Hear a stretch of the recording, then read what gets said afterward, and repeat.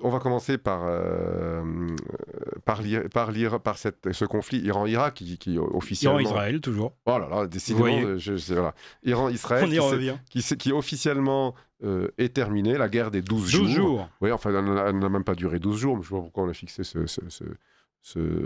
Alors, bref guerre quand même, parce qu'elle se sera, entre guillemets, limitée à principalement des échanges de missiles, des bombardements, des actions sur place en Iran, pilotées principalement par le Mossad, qui a bénéficié d'une arrière-garde d'agents infiltrés absolument considérable, et puis, bien évidemment, par le bombardement de 3 sites d'enrichissement d'uranium par des bombardiers B-2 américains, en particulier à Ispahan, entre autres, et le fameux site qui a été bombardé avec des bombes GBU-57 qui sont censées, alors là c'est le grand débat depuis quelques jours, avoir endommagé partiellement, totalement, pas du tout, le fameux site de Fordo, d'enrichissement d'uranium avec les fameuses centrifugeuses. En réalité, cette guerre s'est terminée et il ne fait aucun doute qu'elle a été remportée par les Israéliens soutenus par les Américains.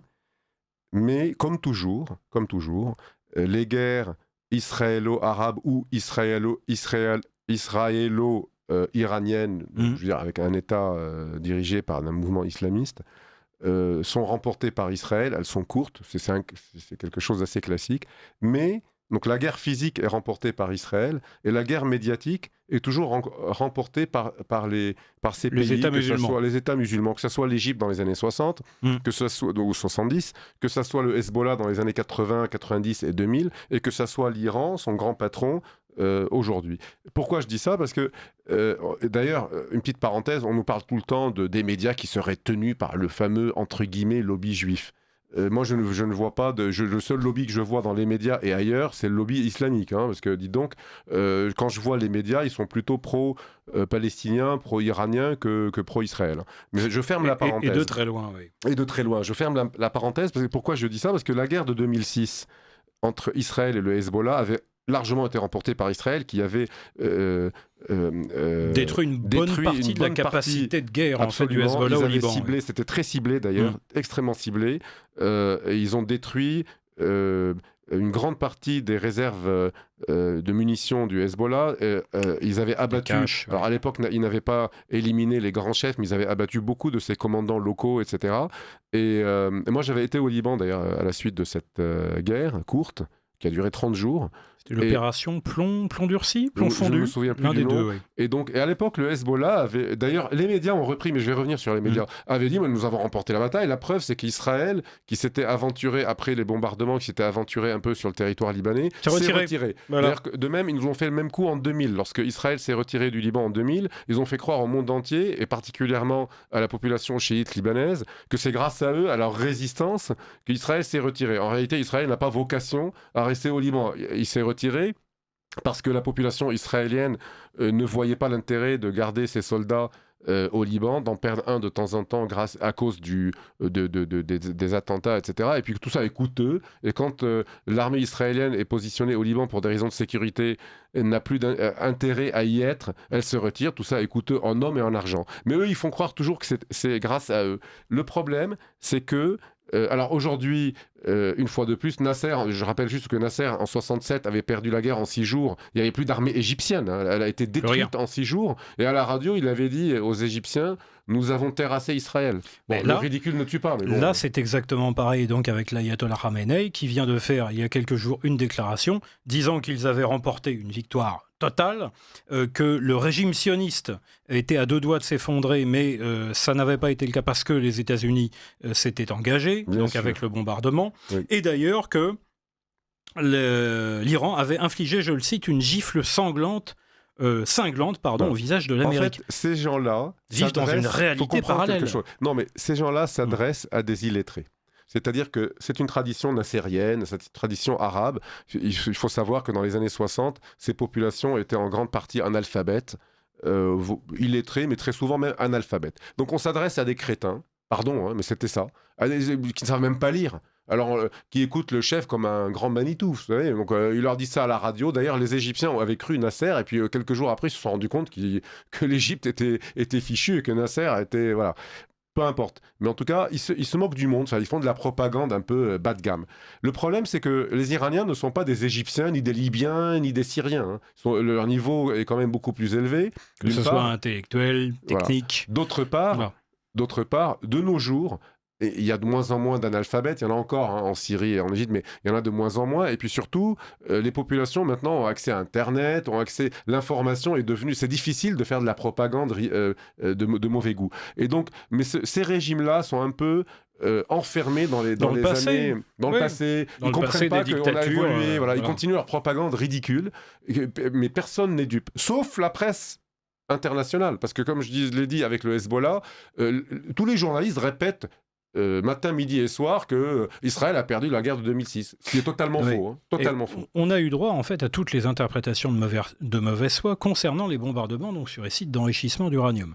Des commentateurs sur les grands médias publics nationaux venaient nous dire « Ah, en bombardant les sites d'enrichissement, c'est ça qui va vraiment donner l'envie aux Iraniens de poursuivre leur plan de nucléaire militaire. » On se moque du monde. Et ça, on l'a entendu.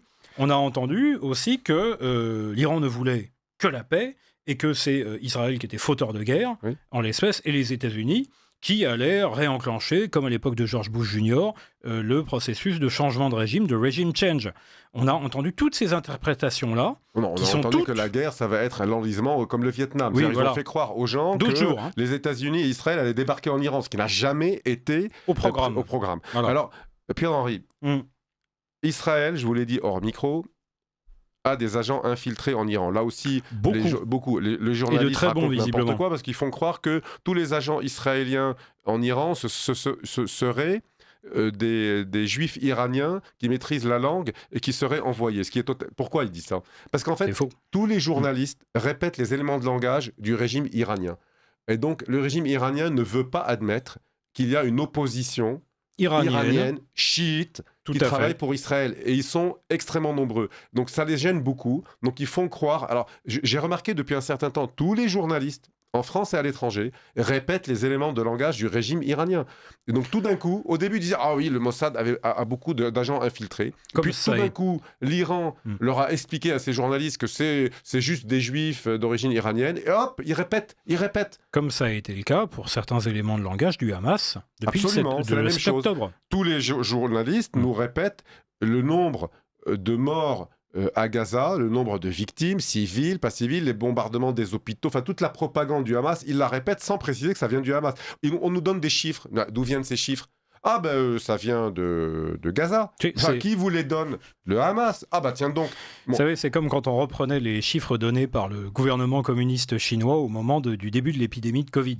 Source chinoise, la fiabilité absolue, bien évidemment. Je vous disais, Israël a des agents, et en nombre, infiltrés en Iran, mais le régime iranien ne croyait pas qu'il ait les bras croisés. Il a aussi...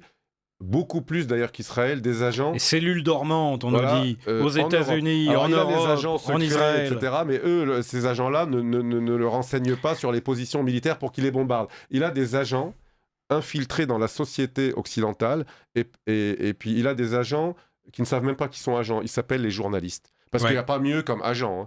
Tout ce qu'il dit, il le répète. Mais on ne va pas refaire l'histoire de l'admiration d'une certaine... inconscients, pardon. Parce qu'on va encore m'accuser de... Je ne dis pas qu'ils sont agents réellement. Enfin, je me moque d'eux. Ce sont des agents inconscients. On le découvrira peut-être d'ailleurs un jour. Comme a découvert que beaucoup de journalistes... Sans aucun doute. Il y a eu un livre l'année dernière qui est sorti sur le sujet. Il y a certains journalistes et puis... personnes d'influence dans les milieux politico-médiatiques dans les années 70 et 80 qui étaient des agents stipendiés par des services de l'Est. Mais disons que la grande partie des journalistes ne sont pas quand même des agents iraniens, mais ils le sont sans s'en rendre compte parce qu'ils répètent pas seulement les éléments de langage du régime iranien, mais de toutes ces filiales, le Hezbollah, le Hamas, etc. On ne va pas refaire l'histoire du regard qu'une certaine extrême gauche a porté sur la révolution islamiste de 79 en Iran, mais on se souvient des yeux doux, littéralement, que lui faisait Michel Foucault, à l'ayatollah Khomeini et à ce nouveau régime. Ce qui est quand même très étonnant parce que c'est le régime qui pend les gens comme Michel Foucault, c'est-à-dire les homosexuels et tout ce qui s'y apparente. Mais est-ce qu'on ne peut pas résumer en gros l'attitude des médias toujours globalement de gauche, en disant que la gauche a une option préférentielle pour l'islam. Oui, absolument. Tout simplement. Longtemps. Et puis aussi, alors on a vu la déclaration de CNN, du New York Times, qui nous explique que non, les bombardements les frappes n'ont servi à rien, etc. Comme s'ils avaient des agents sur place pour vérifier. Un rapport, etc. Parce que c'est l'Iran qui a dit non. Alors que, vous savez, tout ça est très fragile. Les centrifugeuses, tout ça est extrêmement fragile. Et on sait parfaitement que ce genre de bombardement, qu'ils aient tout détruit ou pas tout détruit, le programme est retardé. Mais on va revenir sur ce sujet rapidement. Le problème n'est pas là. Mais le problème, c'est que ces gens-là n'ont qu'un seul sport, n'ont qu'une seule activité, qu'une seule obsession, c'est de dire que ce que fait l'Occident échoue. Et pourquoi ? Parce que ça leur poserait un problème existentiel de reconnaître que Donald Trump ou Benjamin Netanyahou ou quelqu'un de droite de bien, en gros, a réussi quelque chose, que l'armée américaine ait réussi quelque chose. Ça les rend malades. Alors il faut à tout prix dire que non, ça n'a pas marché. C'est une opération de propagande d'ailleurs ou de pacotille. Ça les rend malades. Alors après ils sont suivis par tous les autres médias, mais ça leur pose de gros problèmes. Pas alors tous, juste pour conclure sur ce sujet, on s'en fiche de savoir si c'est totalement détruit ou à 80% ou 70%. Ces centres nucléaires sont endommagés à 100%. On s'en fiche, ils sont endommagés et donc le programme est retardé, bien sûr. Il n'est pas éliminé totalement. Mais à minima de plusieurs années. Mais même s'il est totalement détruit, la destruction totale n'est qu'un retardement, parce que ceux qui croient que ce régime, c'est là où je voulais en venir, ceux qui croient que ce régime s'arrêtera dans son projet nucléaire, arsenal est totalement détruit et va renoncer au nucléaire, ne connaissent pas l'islam, ne connaissent pas l'islamisme, ne connaissent pas ce régime. Ce régime ne s'arrêtera jamais que lorsqu'il sera éliminé. C'est très simple. C'est pour ça que tous ceux qui croient que là, il y a une paix et que c'est fini, se trompent, y compris Donald Trump. Je ne sais pas s'il est sincère lorsqu'il dit que tout ça est réglé ou pas. Mais non, même si tout est détruit, leur premier sport, ça va être de recommencer. Il est sans doute sincère dans son souhait, mais après, on ne peut être sûr, on n'est pas devin, de fait. Alors, en attendant, il y a quand même des régimes qui se prétendaient laïques, je pense en particulier à l'Irak et à la Syrie, qui ont été contraints par la force des choses, parfois longtemps avant leur fin, de mettre fin à leur programme d'armes de destruction massive. Leur programme était minime, ça me fait rire parce qu'il était très très très très loin du niveau auquel sont les Iraniens aujourd'hui. Il leur fallait encore des dizaines d'années. Ils n'ont pas. Vous savez, ces pays-là n'avaient pas. La réalité, c'est que ces pays-là n'avaient pas le personnel pour développer une arme nucléaire. Ils ont tout fait pour le capter. Ils ont tout fait aussi pour former des locaux. Mais ils en étaient vraiment très loin. On n'est pas... là, on n'est pas au niveau d'avancée technologique bien sûr. Alors que après, l'Iran a atteint. Juste pour aussi conclure avant le bobinon, et on va passer au sujet suivant, c'est que ceux qui nous parlent, on continue à nous parler de droit international, et particulièrement le gouvernement français et le président Macron. Je rappelle juste que on nous dit, oui, l'Iran a été attaqué. Non, l'Iran a déclaré la guerre à l'Occident et à Israël depuis très longtemps. Depuis à peu près 79. Voilà. Et lorsque le Hezbollah balance des bombes sur Israël, lorsque le Hamas commet des massacres, etc., ce sont des filiales de l'Iran. Donc c'est l'Iran qui déclare la guerre indirectement. Et quand je dis indirectement, c'est même pas indirectement. Pourquoi ? Parce que ce que ignorent les ignorants de l'islam et de tous ces régimes, en France et en Occident de manière générale, c'est que le guide suprême n'est pas juste le guide suprême de la République islamique d'Iran. Il est aussi le guide de ce qu'on appelle en arabe Wilayat el-Fakir, ça veut dire le guide des oulémas chiites.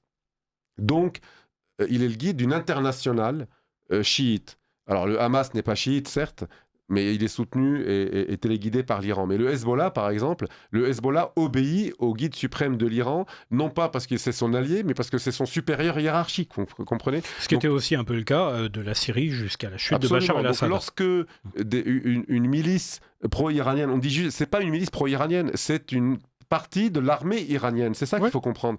Et elle obéit au guide suprême. Donc lorsque cette milice bombarde Israël ou commet un attentat contre l'Occident, c'est l'Iran qui le fait. Et donc, on est en droit de répliquer. Donc, on ne me dise pas Israël a déclaré une guerre illégale à l'Iran. Non, la guerre a été déclarée par l'Iran depuis bien longtemps. Bien longtemps. Alors après, bon, j'entends ce qui est dramatique dans cette affaire pour nous, Français, c'est M. Macron qui est d'un ridicule absolu.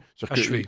Non, mais il aura gesticulé pendant 3 semaines. Jamais rien compris à rien au point de vue. C'est d'ailleurs ce qu'en dit Trump au dernier sommet où ils étaient en présence l'un avec l'autre. Trump en est sorti en disant que Macron, comme d'habitude, ne comprenait rien.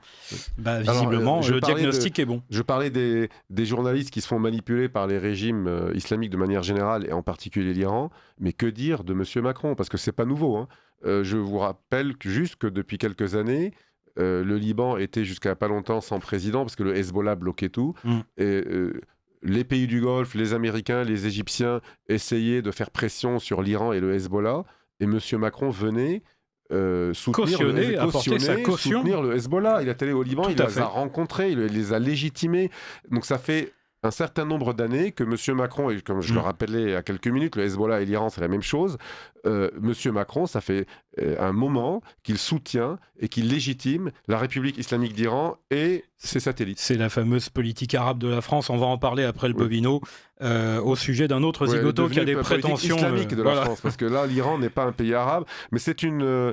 je sais pas comment qualifier ça, c'est juste dramatique pour nous, on est ridicule, on ne compte plus. Alors, on se retrouve après le Bobino et on se retrouve pour parler de M. Villepin et de M. Mélenchon.